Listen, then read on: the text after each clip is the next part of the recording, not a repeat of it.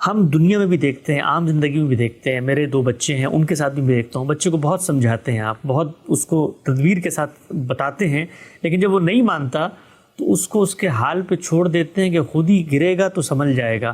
اب وہ جب وہ گرے گا تو میں نہیں چاہتا کہ وہ گرے، لیکن میں اس کے گرنے پہ خاموش رہتا ہوں، تو شاید کوئی باہر سے دیکھنے والا تو یہ کہے گا نا کہ یہ چاہتا ہے گرے، ورنہ تو آگے بڑھ کے اس کو روک لے۔ دنیا میں جس مستقبل کو ہم جانتے ہیں اس کے لیے وہ سب کر رہے ہیں۔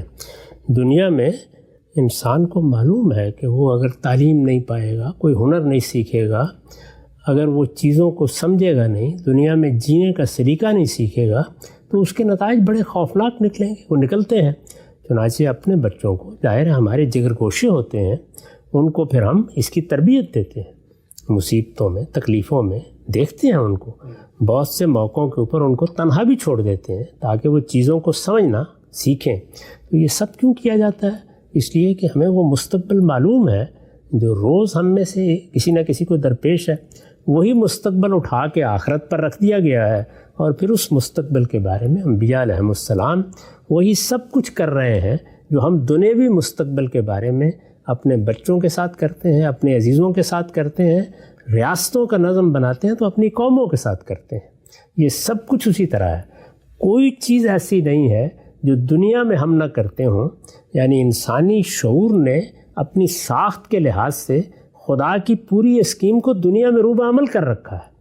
یعنی دنیا چل ہی اسی اسکیم پر رہی ہے، اطلاع کے اصول ہی پر دنیا چل رہی ہے، اور جزا و سزا ہی کو ایک حقیقت مان کر چل رہی ہے۔ اس سے مختلف کوئی چیز ہم نہیں بنا سکے۔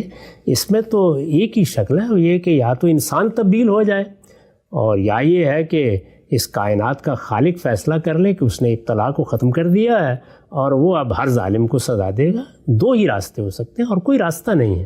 اگر انسان یہی انسان ہے تو اس کو سوء استعمال کرتے ہوئے ہم دیکھیں گے بھی، اور سوء استعمال ہوگا بھی، اور اگر سوء استعمال ہوگا تو پھر اس کے نتائج بھی نکلنے چاہیے۔ تو مجھے جو خیر و شر کا شعور دیا گیا ہے اس کے منطقی عقلی نتائج یہ ہیں کہ خیر و شر کا شعور ہے تو پھر خیر کا نتیجہ اچھا نکلنا چاہیے، شر کا نتیجہ برا نکلنا چاہیے۔ اس خیر و شر کے نتائج اگر دنیا میں آخری درجے میں نکل آتے ہیں تو بات ختم ہو گئی۔ ہم جانتے ہیں کہ نہیں نکلتے۔ یعنی کوئی دنیا کی اچھی سے اچھی حکومت بھی ہر شخص کو انصاف نہیں دے سکتی، ہر شخص کے ساتھ وہ معاملہ نہیں کر سکتی۔